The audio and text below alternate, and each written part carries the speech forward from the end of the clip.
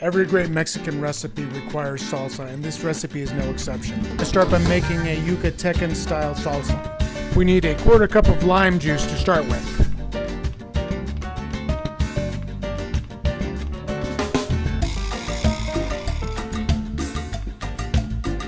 We also need a quarter cup of orange juice.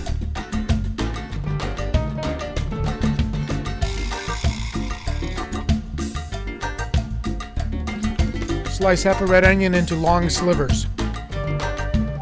Put the onion into a large bowl. Watch out for the habaneros. They've earned their reputation. They are really hot. Fortunately, we only need one. Take your habanero and dice it into fine bits. Now add the diced habanero into the onions.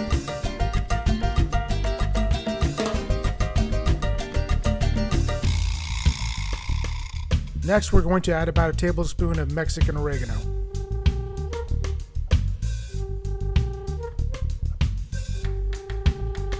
Now we add our quarter cup of orange juice and our quarter cup of lime juice.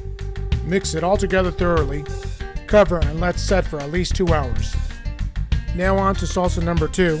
This is a basic tomato and onion puree salsa. We need 2 medium ripe tomatoes, whole onion, about half a dozen cloves of garlic, and a jalapeno. Put all the ingredients into boiling water and let them cook thoroughly.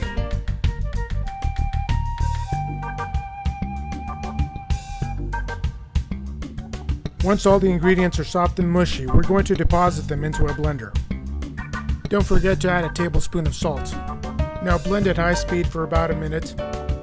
Once it's done blending, pour into a bowl and set aside.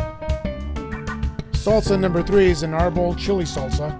We need about 2 dozen arbol chili peppers, about half a pound of tomatillos, about half a dozen cloves of garlic, and salt.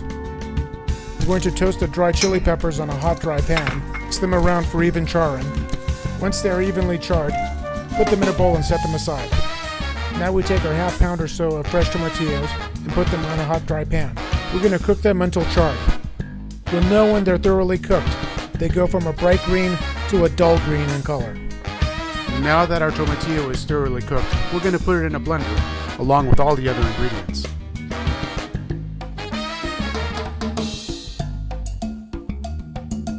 As we blend, our mixture is going to go from green to a fiery brick red.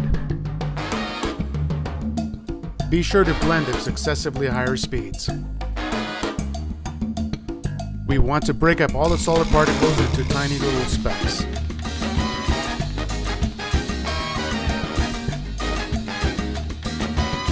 Don't forget to add a tablespoon of salt. Once your salsa is thoroughly blended, put it in a bowl and set it aside. Next, we take our arbol salsa and blend it with vinegar, just enough to thin it out, and stir thoroughly.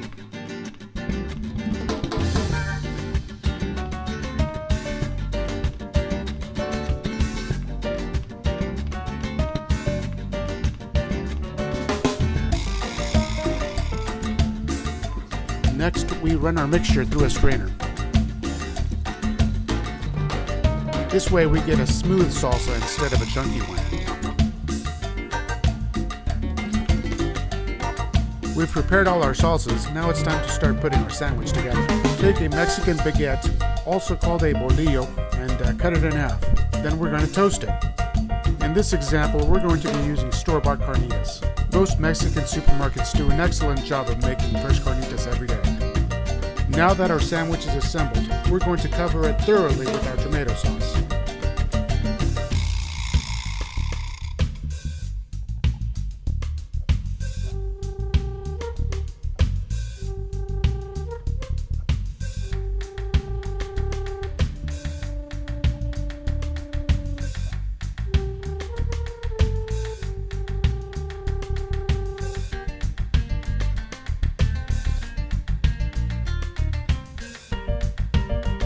The last and final step is to add our Yucatecan salsa on top.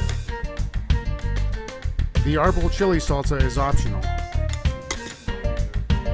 You can add that on top for extra authenticity. We hope you've enjoyed this presentation. This has been the Taco Report.